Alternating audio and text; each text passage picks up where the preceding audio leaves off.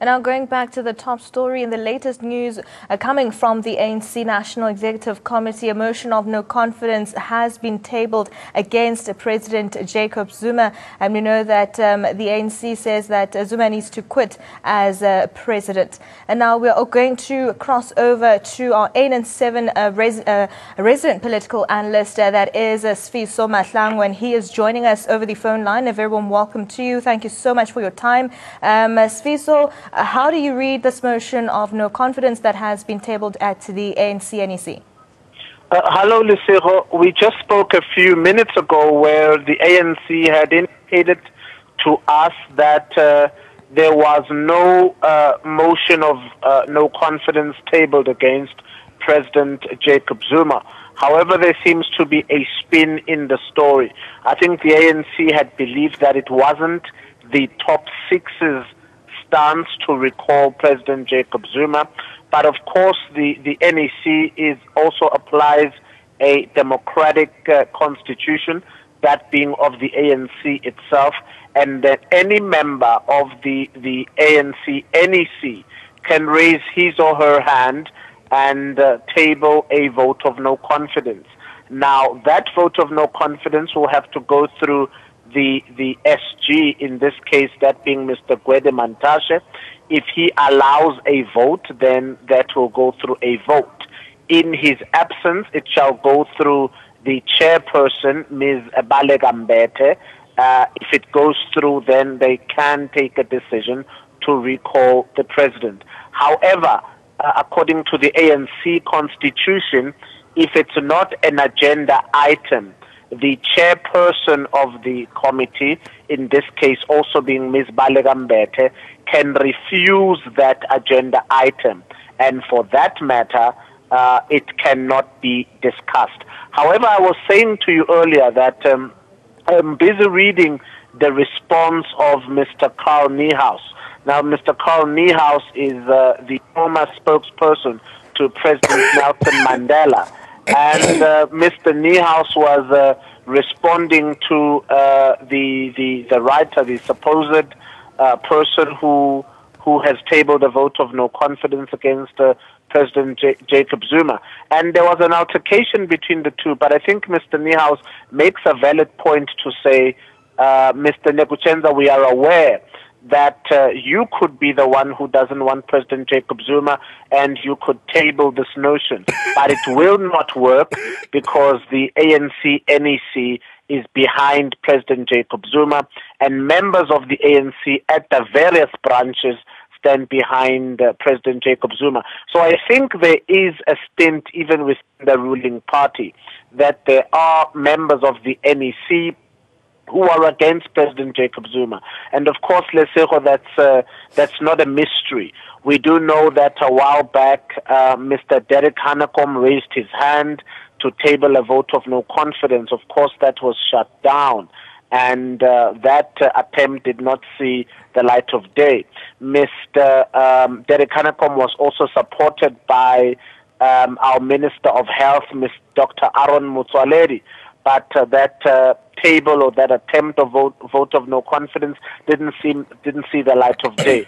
So as with party politics, there are members of the NEC who are perhaps unpleased with President Jacob Zuma, or people who want to pave positions for themselves, or people who are currently in Mr. Cyril Ramaphosa's slate, and they would want him to get out, because if President Zuma were to be recalled or resign tonight or tomorrow, Mr. Cyril Ramaphosa would take as president of the ANC, and that would pave a way for him to be the president of the country, even after December 2017. So I think it's the party factions that want to push Mr. Ramaphosa further and make him the ANC president even before the elective conference.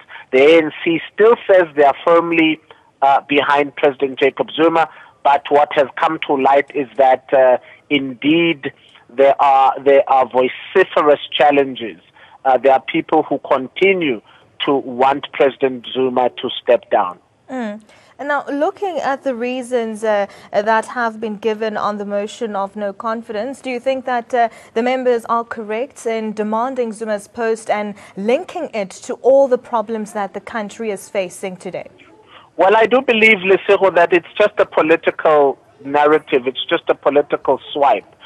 No one can adjust, or no one can connect President Jacob Zuma and the fall of the rand. I mean, the rand has risen significantly. Will people say it is because of President Jacob Zuma? No. I think, like any other president of any other party in the world, President Jacob Zuma has his challenges, but the ANC does declare that it's firmly behind him. I think what is atrocious in this case is, why don't they want to stand for the policy conference, which is about a month away, and why do they not want to take this through the elections? This seems like a way to push Mr. Ramaphosa in, because if Mr. Ramaphosa is in right now, he can strengthen his faction, and he'll become the president of the ANC in December, and possibly the president of South Africa in 2019. If this is not a factionalist move, why doesn't Mr. Nekuchenza and all the other anti-Zuma NEC members wait for the policy conference? And why don't they go back to their branches and their wards and work to empower the leaders that they want? But you see, Lesego, they can't wait for the policy conference and the elective conference because another leader who is not Mr. Ramaphosa may be elected by the branches. So this is slate politics. It is people on a slate who are running factionalist agendas, who want to further the divisions in the ruling party, and who have been promised money or positions post-December 2017. So they are pushing a factionalist agenda to get President Zuma out and to get Mr. Ramaphosa in, because that might be the only way. And now joining us on the phone line as well is Mr. Tshepo Kgadima, is also a political analyst. A very warm welcome to you, and thank you so much for your time. How do you read this motion of no confidence that has penned out? Well, I think first and foremost, was astonishing beyond belief that you can have leaders of the African National Congress, and more specifically the person who's chairing such a meeting, which we would understand to be the national chairperson, Ms. Baleka Mbete, to even entertain such a motion on one basic principle. The National Executive Committee of the ANC do not have any powers whatsoever to even discuss a motion such as that one. And any action that would arise out of such a motion would mean that it is unlawful, as they would have acted ultra vires, and there is absolutely no way that such a motion would carry. Now, one would wonder as to the persons that tabled that motion, how do they table such a motion when the Constitution of the African National Congress does not allow for such a motion? And how can people who claim to be leaders of the ANC actually table a motion that will bring the party into disrepute? So I think it would stand to be seen as to what action would be taken against those that would have raised such a motion, because the motion simply has brought a party into disrepute. The mere fact that it is raised by a member of the National Executive Committee and that it is debated or discussed, it means that those that entertained it, it aggravates their already untenable position of raising a motion that has got no legal standing whatsoever in terms of the constitution of the ANC. Therefore, such conduct by a member who is in leadership only brings the party into disrepute. And if they do not take action, I guess then we will be seeing the end of the African National Congress as a party. It will simply die, where there can be all things allowable, including things that are not even in line with the constitution of the very same organization.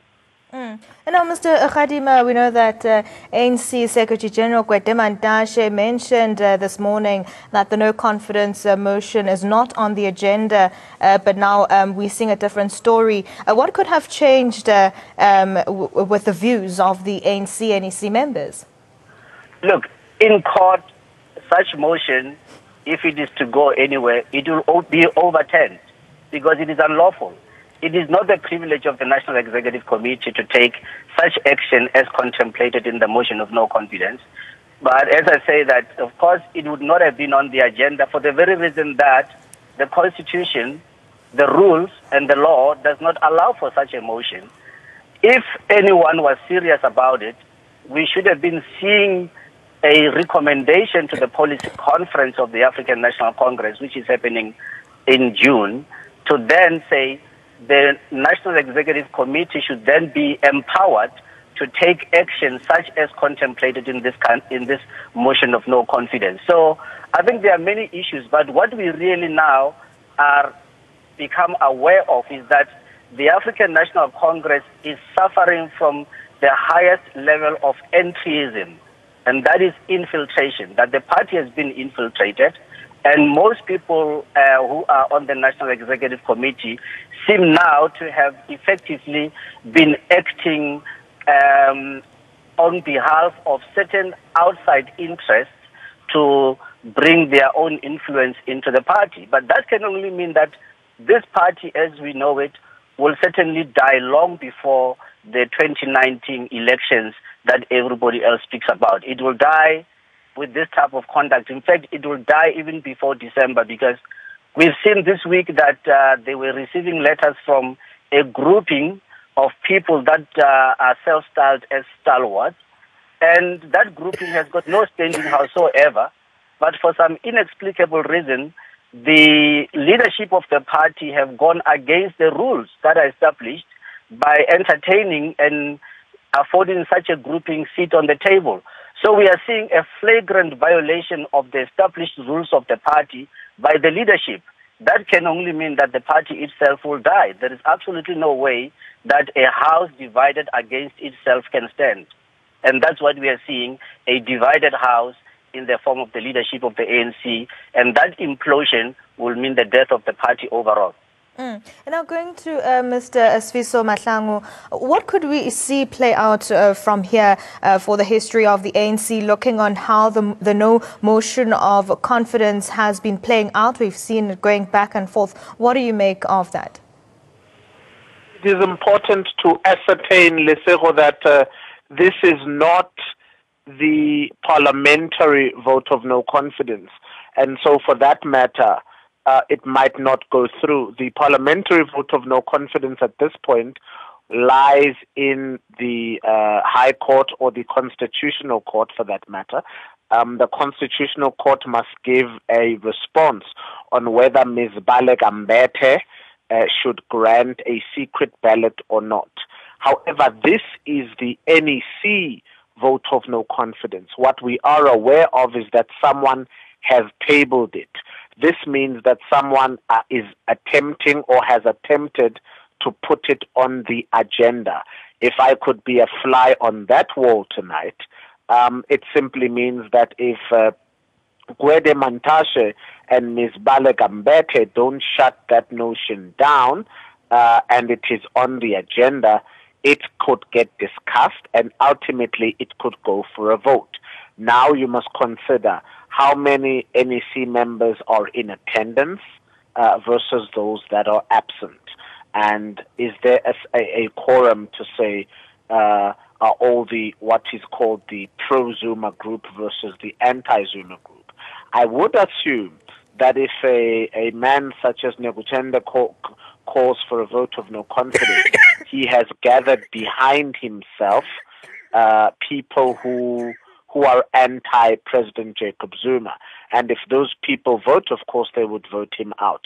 So it would then lie within the NEC to sort of vote, and that vote could culminate into a decision to recall him. So at this stage, we are aware that it has been tabled. Whether or not it will be discussed, we don't know. after the discussion, it could go for a vote.